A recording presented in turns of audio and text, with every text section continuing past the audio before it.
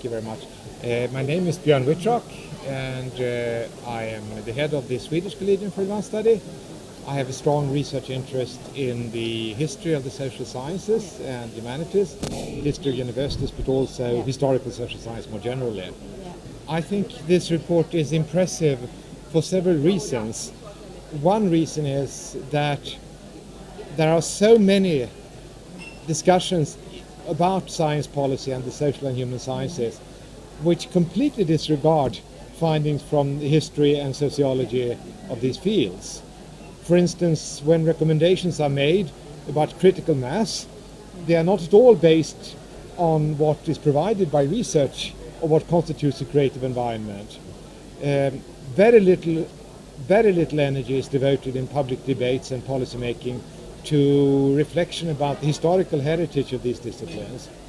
So in this case, I think you made policy making and public debate on these issues a great service.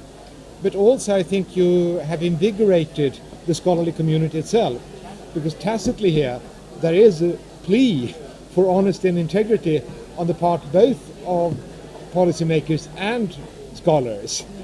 All too often we behave as subservient supplicants for more resources. But you really admonish us against doing that. And finally, for a third reason why I think this is such an important report is that it does provide a stock taking of the state of the art in sociology science. You have top level researchers involved. So tacitly this is also setting a research agenda, which I think is important, because we both know, and you probably know better than I, that sociology of science has at times been at the frontier of scholarly developments, sometimes been relegated to a subfield in sociology, all too seldom interacting with natural sciences. You come, of course, from the natural sciences, but here it is in action, and of course the people you have involved are the leading scholars in the world. Thank you. So we have two topics, two kind of notions in the title of this report. One is caring, and the other is turbulence. And turbulence tries to kind of point to the fact that instability and kind of change and fast change has become a part of our everyday. And it's not a moment of transition in that sense, but it has become the normality. And caring is a kind of answer, if you want, to that, on the one hand to the diversity of lives in which we live, and to this idea of turbulence. Could you maybe say a couple of words about what you think in that direction? Well, I mean, you're absolutely right, of course, that we do live in turbulent times and they will not easily disappear. On the other hand, I think one has to admit that this has been part and parcel of what social science has been all about from its birth moment.